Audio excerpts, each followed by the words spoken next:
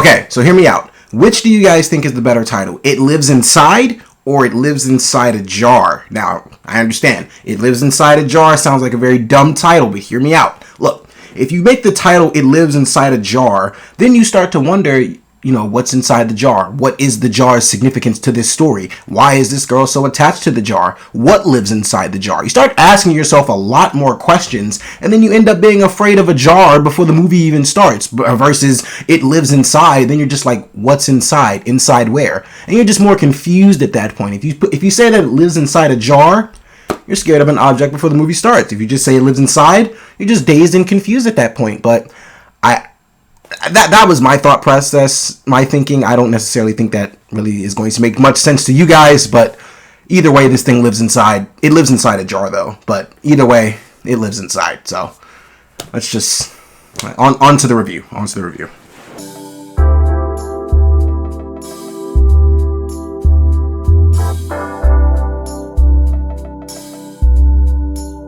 Hey guys, it's your guy in the chair here, and look, this is my review for It Lives Inside, starring, I gotta read their names off because I do not want to mess them up.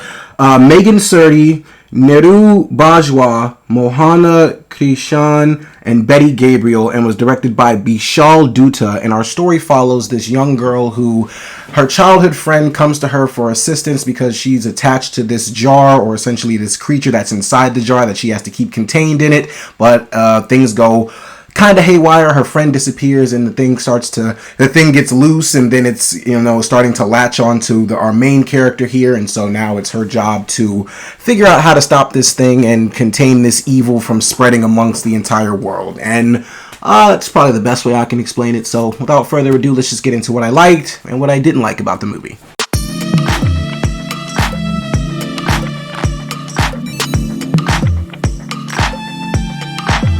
Okay, so as far as what I liked about the movie, look, the main character, Megan Surdie, who played Samantha, Mohana Krishan, who played Tamira, and Neeru Bajwa, who played the mom, they all did a phenomenal job. I like the dad, too, in the film. He was a pretty good character as well.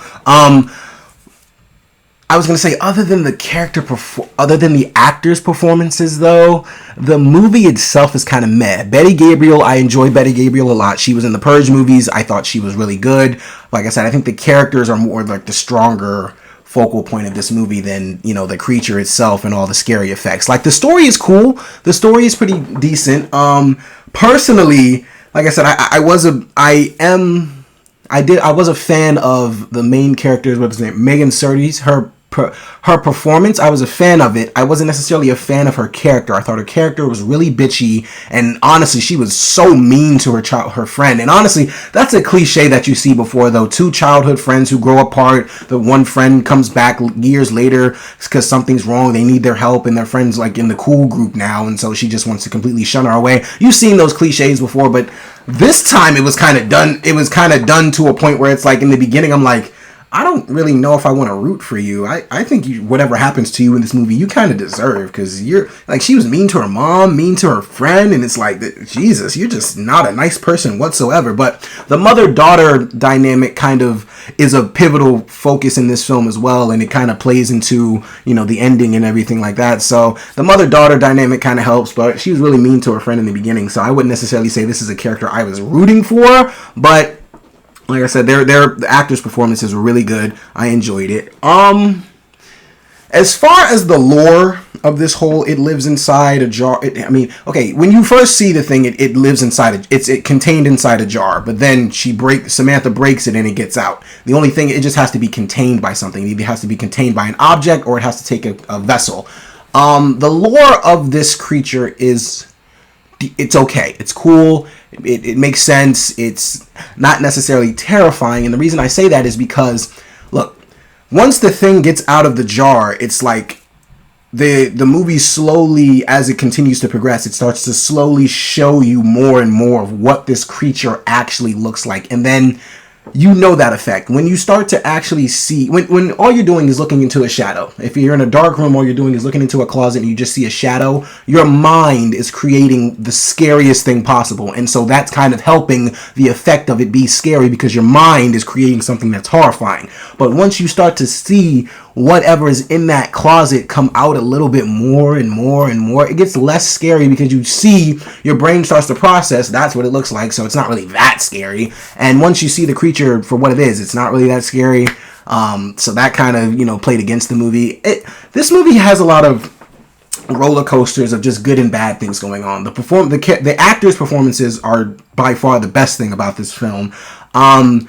I don't like the fact that this movie has a low death count. I won't necessarily say what the death count is, but the low death count in this movie kind of makes it have no stakes. And what I mean, like, you truly wouldn't know that until the end of this movie. But by the end of this thing, I'm like, personally, this thing really wasn't as dangerous as y'all say, because it didn't really murder a lot of people. I can't necessarily say how many people it murdered, but it didn't really kill a lot of people whatsoever. And the way it just slowly not slowly stalks people, but I guess slowly tries to terrify people or slowly tries to kill people, it's just a complete, just what the fuck. Like, Betty Gabriel and this creature literally are fighting in a school, and the thing is, she can't even see it, so it's like she's supposed to be dead, but for whatever reason she survived it. It made no sense. That fight was dragged out, and on top of that, the last 20 minutes of this movie kind of feels dragged out as well.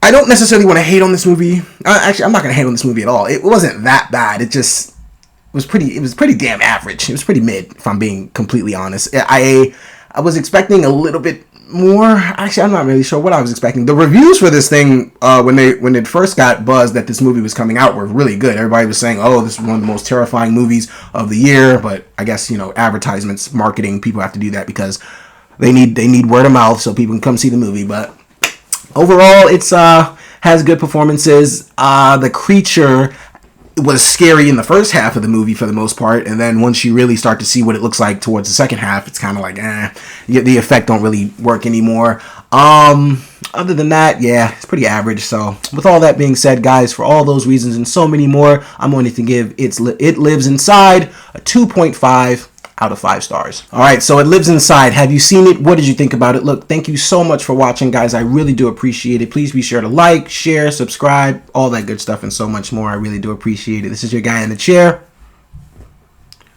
More content coming to you soon.